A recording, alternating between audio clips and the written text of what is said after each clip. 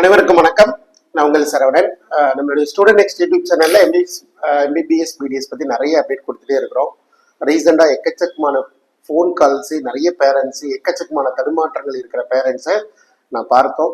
நிறைய பேரண்ட்ஸ் நம்பி வந்தாங்க. நிறைய பேருக்கு ஒரு ஸ்ட்ரீம் லைன் ஃப்ளோ சார்ட் ஒவ்வொருத்தருக்கும் இண்டிவிஜுவலா அவங்களுடைய தேவைகளை பொறுத்தும் அவங்களுடைய ஃபினான்ஷியல் பொட்டன்ஷியலை பொறுத்தும் அதை மாடிஃபை பண்ணி ரெடியா வச்சிருக்கிறோம். ஸோ அடுத்தடுத்த ரவுண்டை நம்ம ரெடியாக ஃபேஸ் பண்ண ரெடி ஆகிட்டோம். ரைட், எனிவே இன்னைக்கு ஒரு டாபிக், மொத்தம் 4 டிஃப்ரெண்ட் டாப்பிக்காக வச்சுக்கிறேங்க. நம்பர் 1, 3வது முறையாக ரெசிக்னேஷன் எம்சிசியில் எக்ஸ்டெண்ட் பண்ணியிருக்கிறாங்க. அடுத்து ரிவைஸ்டு ஷெடியூல் எம்சிசி அவங்களுடைய 3rd ரவுண்டு கவுன்சிலிங் ஷெடியூலை தள்ளி போடுறாங்க. அதுக்கான அஃபிஷியல் இம்பாக்ட் என்ன, கட் ஆஃப்ல எவ்வளோ பெரிய மாற்றங்கள் இருக்கு, சரிங்களா? ஏன் கட் ஆஃப் குறையாது, அது இல்லாமல் முக்கியமா ஏன் நம்ம கூட டிராவல் பண்ணணும், நம்மளால என்ன பெனிஃபிட்லாம் கிடைக்க போகுது, அதை பத்திலாம் இந்த வீடியோல கவர் பண்ண நினைக்கிறோம். ஸோ முழுமையா இந்த வீடியோ பார்த்துருங்க. எனக்கு தெரிஞ்சு ரொம்ப பெருசாலனாலும் ஒரு 7 to 8 மினிட்ஸ் போகும்னு நினைக்கிறேன். பட் ஃபுல் வீடியோவை பார்த்துருங்க, ஒவ்வொன்றா அப்டேட் பண்ணலாம். நம்பர் 1, ஃபர்ஸ்ட் ரெசிக்னேஷன் பத்தி பேசிடலாம், சரிங்களா? எம்சிசியில் ரவுண்ட் 1, ரவுண்ட் 2 ரீ அலாட்மெண்ட்டுக்கு வெயிட் பண்றவங்க, ஏற்கனவே ரீ அலாட்மெண்ட்ல ஃபர்ஸ்ட் ரவுண்ட்லேயே ஜாயின் பண்ணவங்க, எல்லாம் முடிஞ்சுப்பா வீட்டில் நல்லா தூங்கிட்டு இருக்கிறேன் அப்படின்னு நினைக்கிறவங்க, சீட்டு வந்தாச்சு ஜாயின் பண்ணியாச்சு அப்படின்னு இருக்கிறவங்க எல்லாத்துக்கும் கடைசியா ஒரு பெல் அடிக்கிற மாதிரி தான், சரிங்களா? திரும்ப ஒரு வாய்ப்பு கொடுக்குறாங்க. ரெசிக்னேஷன் அப் டு நாளைக்கு ஈவினிங் 5 மணி, அதாவது 1ஆம் தேதி 1/10/2025 5 மணிக்கு வரைக்கும் டைம் கொடுத்துருக்காங்க. இது ஒன்லி ஜாயிண்ட் கேண்டிடேட் மட்டும்தான். இந்த ரெசிக்னேஷனை எப்படி எடுத்துக்கலாம், யார் எடுத்துக்கலாம், எல்லாருமே பார்த்துடலாம், சரிங்களா? நம்பர் 1, ஸ்டேட் கவுன்சிலிங்கோட ரிசல்ட் நிறைய ஸ்டேட்ல டிலே ஆனதுனால இதை தள்ளி போட்டிருக்கதா சொல்றாங்க. பட் நிறைய ஸ்டூடெண்ட் பேரண்ட்ஸ் திரும்ப திரும்ப கேட்டிருக்காங்க எம்சிசி கிட்ட, நான் ரிசைன் பண்ண போறேன், எனக்கு இன்ட்ரெஸ்ட் இல்லை, நான் தெரியாம ஒரு தவறுதலான ஒரு முடிவு எடுத்துட்டேன், அதெல்லாம் நான் ரிசைன் பண்ணி தான் ஆகணும் அப்படின்ற எம்சிசி ரெக்வஸ்ட் கொடுத்ததுனாலதான் அவங்க டேட் எக்ஸ்டெண்ட் பண்ணி இருக்கிறாங்க. அதுதான் ரியாலிட்டி. ஈவன் யாரெல்லாம் ரிசைன் பண்ணலாம், இல்ல கண்டிப்பா ரிசைன் பண்ண வேண்டாம் அப்படின்ற மாதிரி இந்த இதுல பாக்குறேன். எவ்வளவு சீக்கிரமா போகும்னே பாக்குறேன். நீங்க அலாட்டர்ல ஜாயின்ல இருக்கிறீங்க அப்படின்னா உங்களுக்கு ஃபர்ஸ்ட் செக்யூர் ஃபினான்சியல் ஸ்டெபிலிட்டி, பணம் கையில இருக்கான்னு தயவு செஞ்சு பாருங்க. முதல் வருஷம் எனக்கு தெரிஞ்ச நிறைய மாணவர்கள் முதல் வருஷம் அப்படி இப்படி எல்லாத்தையும் இருட்டி போட்டு பக்கத்து வீட்டுக்காரங்க, எய்த்த வீட்டுக்காரங்க, மேல் வீட்டுக்காரங்க எல்லாத்திலையும் பணத்தை வாங்கி கொண்டு நேம்லி யூனிவர்சிட்டியில பணத்தை கட்டி ஜாயின் பண்ணியாச்சு. செகண்ட் இயருக்கு சார் ஒன்றும் பிரச்சனை இல்லை சார், எஜுகேஷன் லோன் தந்துருவாங்க சார். எஜுகேஷன் லோன் தந்துறதுலாம் பிரச்சனை இல்லைங்க, தருவாங்களா இல்லையான்னு ஃபர்ஸ்ட் பேங்க் மேனேஜர் கேளுங்க. ஃபினான்ஷியல் பொட்டன்ஷியல் எப்படி இருக்குன்னு பாருங்க. ஒரு காலேஜில் ஒரு 2 ரூபாய் கட்டுறீங்க, அதாவது ஒரு 20 லட்சம் கட்டுறீங்கன்னா ஒவ்வொரு வருஷம் 20 லட்சம் 20 லட்சம் மொத்தமாக சேர்த்து பார்த்தீங்கன்னா 1 கோடி. பணம் கரெக்டான பிளானிங் இல்லை, கையில பாக்கெட்ல பணம் இல்லாமல் நீங்க ஒரு இதை எடுத்திருந்தீங்கன்னா திரும்ப கடைசி ஒரு வாய்ப்பு வேணும்னா, ஒரு வேலை நம்மள்ட்ட பினான்சியல் பொட்டன்ஷியல் இன்னைக்கு இருக்கு, ஆனா போதுமானதா இருக்கு, அடுத்த வருஷத்துக்கு இருக்குமான்னு தெரியல, பயமா இருக்கு அப்படின்னா நீங்க ரிசைன் பண்ணணும். நான் ரிசைன் பண்ண சொல்ல மாட்டேன், உங்களுக்கு இன்ட்ரெஸ்ட் இருந்தால் உங்களுடைய ஓன் ரிஸ்க்ல ரிசைன் பண்ண ட்ரை பண்ணி பாருங்க, சரிங்களா? உங்களுடைய பாக்கெட்ல இருக்கிற பணத்தை பாருங்க. செகண்ட் இயர்ல இருந்து எவ்வளவு பணம் கட்ட முடியும், நம்மளால முடியுமா முடியாதா, கவனமா இருங்க, தயவு செஞ்சு தப்பு பண்ணாதீங்க. ஒன்ஸ் இதுல வெளில போயிட்டீங்கன்னா, நீங்க ஜாயிண்ட் ஸ்டேட்டஸ் கேட்டகரியில இருக்கீங்கன்னா ரெசிக்னேஷன் திரும்ப அலவுடே கிடையாது.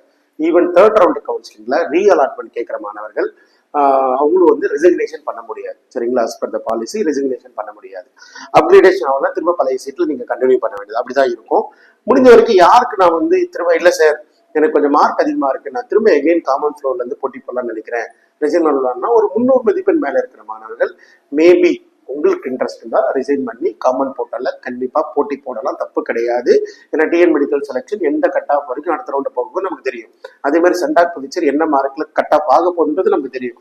அந்த பார்டருக்குள்ள இருந்தீங்கன்னா நீங்க கம்ஃபர்டபுளா வெளியில வரலாம், பட் இல்லைன்னா வரக்கூடாது. முக்கியமா 300 மார்க் கீழே இருக்கிற மாணவர்கள் ஒரு அலாட்மெண்டோ சீட்டோ கையில வச்சிருக்கணும். தயவு செஞ்சு ரெசிக்னேஷன் பத்தி யோசிக்காதீங்க. பணம் இருக்கான்னு பாருங்க.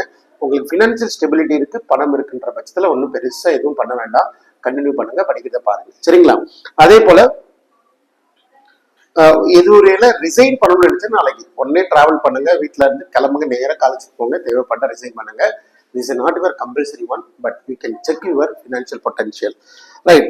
அதே மாதிரி நான் எதிர்பார்த்த எகெயின் சீட் மேட்ரிக்ஸ் பொறுத்த வரைக்கும் எக்கச்சக்கமான டீம்டு யூனிவர்சிட்டி வேகன்சி இருக்குல்ல, எந்த மாற்றம் இல்லை. ஒரு புது கல்லூரி தமிழ்நாட்டில் புதுல ஒரு 50 சீட் இன்க்ரீஸ் இன்டேக் ரொம்ப நாளா ஆரம்பத்துல இருந்து ஒரு காலேஜை பத்தி நான் பேசிட்டே இருக்கிறேன். அம்தாடு காலேஜ் பொறுத்தவரை 150 சீட்டோட ஃப்ரெஷ்ஷா உள்ள வரும். கோர்ட்டு கேஸ் எல்லாம் கிளியர் ஆயிடுச்சு. ஆனா எம்சிசி இன்னும் கிளியர் பண்ணல. டெஃபினட்டா சாய்ஸ் ஃபில்லிங்க்கு முன்னாடி அந்த காலேஜ் நேம் கொடுப்பான்னு எதிர்பார்க்கிறோம். கண்டிப்பா வந்துடும் நம்புறேன். அந்த 150 இடங்கள்ல கிட்டத்தட்ட ஒரு 75 இடம் வந்து முஸ்லீம் ஸ்டூடெண்ட், இஸ்லாம் ஸ்டூடெண்ட்டுக்கு பை பர்த் இருந்தா அது எலிஜிபிள்ங்க. அவங்க வந்து போலாம். சரிங்களா? வருஷத்துக்கு 16 லட்சம் டியூஷன் ஃபீஸு, 4.5 வருஷம் தான் டியூஷன் ஃபீஸு. ஜென்ரல் மேனேஜ்மெண்ட்ல இருக்கிற நிறைய மார்க் 430 440 மார்க் இருக்கிற மாணவர்கள்லாம் இருக்கிறாங்க. அந்த டாப் ரெப்யூட்டட் காலேஜுங்க. தாராளமா வேணுன்ற பர்சன் வாங்க. ஒரு வருஷத்துக்கு 16 × 4.5 இயர்ஸ் தான். ஸோ சூப்பரான காலேஜ், டெஃபினட்டா இருக்கலாம். பட் இந்த ரவுண்ட்ல, ஏன்னா இந்த ரவுண்ட்ல வந்தா மட்டும்தான் யூஸ்ஃபுல்லா இருக்குங்க. ஏன் வந்தா யூஸ்ஃபுல்லா இருக்கும்னா, இந்த ரவுண்ட்ல வந்தா இந்த பார்டர்ல இருக்கிற சில மாணவர்களை எப்படியாவது தப்பிக்க வச்சிடலாம். இல்லைன்னா அந்த 150 சீட் வராம போனுச்சுன்னா கட் ஆஃப்ல எக்கச்சக்கமான இன்க்ரீஸ் ஆகிறதுல எந்த வாய்ப்பும் இல்லை. சரிங்களா? எக்கச்சக்கமான இன்க்ரீசஸ் இருக்கும், எக்கச்சக்கமான சேஞ்சஸ் இருக்கும். அதுக்கான காரணம் என்னன்னு இந்த வீடியோல சொல்ல போறோம், பொறுத்து பாருங்க. Main choice filling sir, as per the MCC schedule round 3 choice filling இன்னைக்கு மதியம் 12 மணில இருந்து ஸ்டார்ட் பண்றதா சொல்லியிருந்தாங்க. சரிங்களா? இப்போ அவங்க ரெசிக்னேஷனையே தள்ளி போடுறாங்க. அப்படின்னா ரெசிக்னேஷன் தள்ளி போடும்போது நாளைக்கு கிட்டத்தட்ட ஆல் ஓவர் இந்தியா ஃபுல்லா ஒரு 100 மாணவர் ரெசின் பண்ணான்னு வச்சுக்கோங்களேன். Should be vacant, should be real vacant. அப்போ அது என்ன பண்ணுவாங்க, 2ஆம் தேதி தான் அது எல்லாத்தையும் கன்சல்ட் பண்ணி 2ஆம் தேதி ஆஃப்டர்நூன் போல ரெடி பண்ணி 2ஆம் தேதி ஈவினிங் தான் சாய்ஸ் ஃபில்லிங் ஓப்பன் பண்ணுவாங்க அப்படின்னு கருதுறேன். அப்போ ரிவிஷன் ஷெட்யூல் எப்படி இருக்கலாம் அப்படின்னு பாத்தீங்கன்னா, சாய்ஸ் ஃபில்லிங் ஆனது 12 மணி 2ஆம் தேதி 2/10 30ஆம் தேதியில இருந்து 2 நாட்கள் தள்ளி 2/10 ஆரம்பிக்கலாம். அதே மாதிரி choice filling up to 6th வரைக்கும் அன்னைக்கு கொடுத்து லாகிங் கொடுக்கலாம். 7ஆம் தேதி சீட் ப்ராசஸிங் எடுத்துக்கலாம். 8ஆம் தேதி ரிசல்ட் கொடுக்கலாம். மேபி அப்படி தள்ளி போட்டாலும் 9ஆம் தேதி ரிசல்ட் கொடுத்துருவாங்க அப்படின்னு நம்புறோம். பட் ரிவைஸ் ஷெட்யூல் எக்ஸ்பெக்ட் பண்ணலாம். சரிங்களா? சரி, அதே போல ஸ்டேட் கவுன்சிலிங் பொறுத்தவரை எனக்கு தெரிஞ்சு டேட்ல எந்த மாற்ற கருத்து இருக்காது, மாற்றம் இருக்க போறதில்ல. தமிழ்நாடு ஸ்டேட் கவுன்சிலிங்கா இருக்கட்டும், ஈவன் நம்ம இந்தியா முழுவதும் ஃபாலோ பண்ற யூபி கவுன்சிலிங்கா இருக்கட்டும், ஈவன் சென்டாக் புதுச்சேரியா இருக்கட்டும், எந்த மாற்றங்களும் இருக்க போறது இல்லை. அந்த ஷெட்யூல் 6ஆம் தேதி கண்டிப்பாக ஸ்டார்ட் பண்ண போறாங்க. பட் அதுல இது வரைக்கும் நான் ஒரு அலாட்மெண்ட்டை வாங்கல சார். தயவு செஞ்சு என்னோட மார்க்கோட பொசிஷனை எனக்கு தயவு செஞ்சு சொல்லுங்க. நான் எங்க இருக்கேன்னு சொல்லுங்க, என்ன பண்ணணும்னு சொல்லுங்க. எதுக்கு சார் நான் வந்து ஒரு ஸ்டூடெண்ட் சாருக்கு சொல்றதை நான் கேட்கணும்? என்ன காரணம், என்ன பர்பஸ் போகணும் சார்? சீட்டு வாங்கினவங்களுக்கு ஒரு பிரச்சனை சார், சீட்டு வாங்காதவங்களுக்கு பல பிரச்சனை. சரிங்களா? சீட்டு வாங்கியும் கூட நிம்மதியா நமக்கு ஒரு காலேஜ்ல போயிட்டு அங்க போனா 25 லட்சம் சொல்றாங்க. அதுக்கு ஈக்குவலா நான் சூப்பரான ஒரு காலேஜ் நான் டீம்டு யூனிவர்சிட்டியில பார்த்தேன். இங்க போனா 25 லட்சம் சொல்றாங்க. அப்ப நான் சீட்டு வாங்கியும் கூட நிம்மதி இல்லாத மாணவர்களை நான் பார்க்கிறேன். அப்ப அவங்களுடைய தேடுதல் தானே எனக்கு இருக்கிற மாணவர்களா இருக்கலாம். சரிங்களா? அப்படி உங்களுடைய இடமானது மார்க்கானது எம்சிசியும் டிஎனுக்கும் என்ன மீட் அவுட் ஆகுது, எம்சிசிக்கும் சென்டாக் புதுச்சேரிக்கும் என்ன மீட் அவுட் ஆகுது, இல்ல எம்சிசிக்கும் இந்தியா முழுவதும் இருக்கிறதுல எங்க மீட் அவுட் ஆகுது, இல்ல தமிழ்நாடையும் பாண்டிச்சேரியும் உத்தரப்பிரதேசையும் எப்படி கம்பேர் பண்ணணும், இந்த மாதிரிலாம் கம்பேர் பண்ணி ஒரு ப்ராப்பர் சொல்யூஷன் எடுத்து எங்கேயாவது நல்ல தலை சிறந்த கல்லூரிக்கோ லோயர் ஃபீஸுக்கோ ஒரு சூட்டபிள் சொல்யூஷனை கண்டுபிடிச்சு முடிக்க முடியும்னா அதுக்கு பேர் தான் கவுன்சிலர். அந்த வேலையை தான் நான் பார்க்கிறேன். நீ என்னை பார்க்கலாம் பரவாயில்ல, ஏதாவது சிறந்த தலை சிறந்த ஒருத்தரை நேரடியாக மீட் பண்ணி இல்ல போன்ல ஏதாவது கைட் பண்ணி அவங்களோட சக்சஸ் ஸ்டோரி பாருங்க. சரிங்களா? ஏன்னா இப்போ ஒவ்வொருத்தரோட இன்சைட்டையும் அவரோட எக்ஸ்பீரியன்ஸ்னு போகும்போது அது பிரீமியமா போயிடும். சரிங்களா? நமக்கு ஃப்ரீ பேசிஸ் கிடைக்கிறது அந்த அளவுக்கு வேல்யூபிளா இருக்காது. பட் பிரீமியமா போகும்போது அவரோட மொத்த அனுபவத்தையும் நீங்க எடுத்துக்க முடியும். சரிங்களா? நம்ம எவ்வளவு வேணா பணம் கட்டுவோம், ஒரு டீம்டு யூனிவர்சிட்டியில எவ்வளவு வேணா பணம் கட்டுவோம். ஒருத்தர் வீடியோல பெய்டு கவுன்சிலிங் சொல்லிட்டாருன்னா அவருக்கு ஃபோன் பண்ணதை நிப்பாட்டிடும். அது வந்து நார்மலா எல்லாருக்கும் உள்ள ஹியூமன் பீங், நான் கூட அப்படிதான் பண்ணிடுவேன்னு வச்சுக்கோங்களேன். பட் அப்படி போனால் அவங்கள்ட்ட நிறைய இன்சைட் இருக்க வாய்ப்புகள் இருக்கு. சரியா? நிறைய டேட்டா இருக்க வாய்ப்பு இருக்கு. ஒரு கம்பேரிசன் அனாலிசிஸ் கொடுக்க வாய்ப்பு இருக்கு. நமக்கு ஒரு சூட்டபிளான டிசிஷன் எடுக்கிறதுக்கு வாய்ப்பு இருக்கும். அப்படி வச்சு பாருங்க. ரைட், கட் ஆஃப்ல ஏன் சார் பெரிய மாற்றங்கள் வரதுக்கான வாய்ப்புகள் இல்லை டீம்டு யூனிவர்சிட்டியில அப்படின்னு 2 பாயிண்ட் சொல்லிடுறேன். ஸ்டேட் கவுன்சிலிங்ல 420 மதிப்பெண் கீழே மேனேஜ்மெண்ட் கோட்டாவுக்கு சீட்டு கிடைக்கல. அப்ப 419 இருக்கிற மாணவர்கள் எல்லாருமே கண்டிப்பா not only Tamil Nadu, all over இந்தியாவுல இருக்கிற மாணவர்கள் முக்கியமா டீம்டு யூனிவர்சிட்டி ரெஜிஸ்டர் பண்ணி உள்ள வராங்க. அப்படி எங்கிட்ட ஒரு கேண்டிடேட் இருந்தா நான் விட்டுருவேன்னா என்ன பண்ணுவேன்? இப்ப என்னோட ஐடியாலஜி எப்படி இருக்கும் சார், கடைசி காலேஜ் இதோட மார்க்கு வாங்க சார், இப்பயும் நான் அட்மிஷன் போட்டு கொடுத்துடலாம் அப்படின்னு போட்டு நான் கூப்பிடுவேனா இல்லையா? அப்ப ஹையர் மார்க் இருக்கிற மாணவர் வரதானே செய்வாங்க, வரதவங்களை தடுக்கவும் முடியாது இல்லையா? இந்த ஒரு பர்டிகுலர் ரீசன்னால டீம்டு யூனிவர்சிட்டி கட் ஆஃப் குறைய முடியாம போறதுக்கு வாய்ப்புகள் இருக்கிறதா நான் பார்க்கிறேன். சரிங்களா? அது இல்லாம எல்லா ஸ்டேட் ஸ்டூடெண்ட்டுமே இதே சினாரியோ தான். தமிழ்நாட்டுல 420 கட் ஆகும்னா கர்நாடகால அதை விட ரொம்ப மோசம். அதே மாதிரி ஒவ்வொரு ஸ்டேட்லயுமே 2வது ரவுண்டு முடியும் போதுதான் ரியல் காம்படிஷன் லெவலே எல்லாருக்கும் தெரிய வருது. சரிங்களா? காம்படிஷன்ஸ் எப்படி பாத்தீங்கன்னா டீம்டு யூனிவர்சிட்டி காம்படிஷன் பொறுத்த வரைக்கும் பணம் இருக்கிறவங்களுக்கான போட்டி தான். எங்கிட்ட பணம் இருக்கு, நான் எப்படியாவது ஜாயின் பண்ணிடணும் அப்படின்ற மாதிரி தான். ஸோ மணி இருக்கிறவங்க மாணவர்களுக்கான மொத்தமாக கூட்டி கழிச்சாவே 3500 பேர் இருந்தா போதும். ஆல்ரெடி 3000 பேர் ஜாயின் பண்ணிட்டாங்க. இருக்கிறது 500-600 வேக்கண்ட்.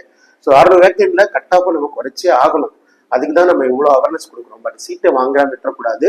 அப்படி சீட்டை மிஸ் பண்ணீங்கன்னா உங்க மேல உள்ள தவறு தான். சரிங்களா?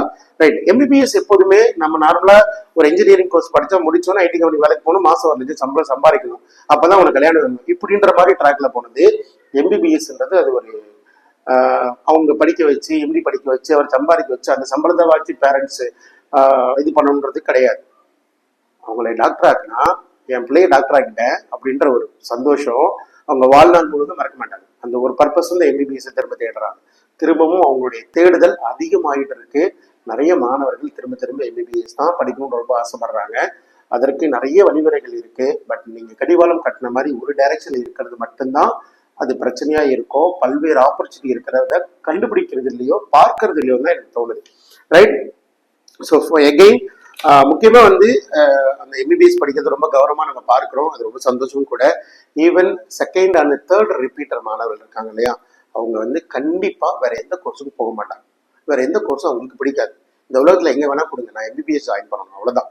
அவங்க நீங்க என்ன பொட்டன்ஷியல் இருக்கோ, என்ன இங்க இருக்க எங்க வேணா கொடுங்க, இல்ல எங்க வேணா எந்த கண்ட்ரிக்கு வேணா அனுப்புங்க, எப்படி வேணாலும், ஆனா டாக்டர் சீட் தான் வேணும். வேற எந்த படிப்புக்கும் போக மாட்டாங்க. அவங்களை நீங்க காம்ப்ரமைஸே பண்ண முடியாது. அப்படி இருக்கும்போது அவங்க எதிர்பார்ப்புகளை பூர்த்தி செய்யறது மட்டும் தான் யோசிக்கணும். ஸோ நான் எங்கிட்ட இருக்கிற அனுபவத்தை நான் சொல்றேன். எனக்கு இருக்கிற என்னுடைய சப்ஸ்கிரைபரா இருக்கட்டும், என்னுடைய ஸ்டூடெண்ட் அண்ட் பேரண்ட் நேர்ல பார்த்தவங்களா இருக்கட்டும், அவர்களுக்கு என்ன சூட்டபிளா இருக்குமோ அதை தேடி கண்டுபிடிச்சு அவங்களுக்கு ஒரு ஃப்ளோ சார்ட் ப்ரிப்பேர் பண்ணி இப்படிதான் பண்ணணும் அப்படின்றத சொல்லி கொடுத்துட்டே இருக்கிறோம். எனிவே, ஸோ நம்மளோட வீடியோல நிறைய விஷயங்கள் சொல்றோம். சப்ஸ்கிரைப் பண்ணி வச்சுக்கோங்க. சூப்பராக நாளைக்கு ஈவினிங் நான் சீட் மேட்ரிக்ஸ் கொடுக்க ட்ரை பண்ணுறேன். ஆல்மோஸ்ட் எல்லா டிகிரி யூனிவர்சிட்டியுமே இருக்கிற சீட் மேட்ரிக்ஸ் நமக்கு தெரியும். என்ன சீட்ஸ் வரப்போகுதுன்னு தெரியும், என்ன கட் ஆஃப் வரப்போகுதுன்னு தெரியும். பட் இருந்தாலும் கூட இம்பாக்ட் ஃபேக்டரை மட்டும்தான் இன்னும் சொல்ல வேண்டியது. சில ஆத்தன்டிக் இன்ஃபர்மேஷன் இல்லாமல் சொல்லக்கூடாது இல்லையா? ரைட். ஸோ சப்ஸ்கிரைப் பண்ணி வச்சுக்கோங்க. அடுத்த வீடியோக்களில் சந்திக்கலாம். தேவைகள் ஏற்படும் போது வாட்ஸ்அப் பண்ணுங்க. நன்றி, வணக்கம்.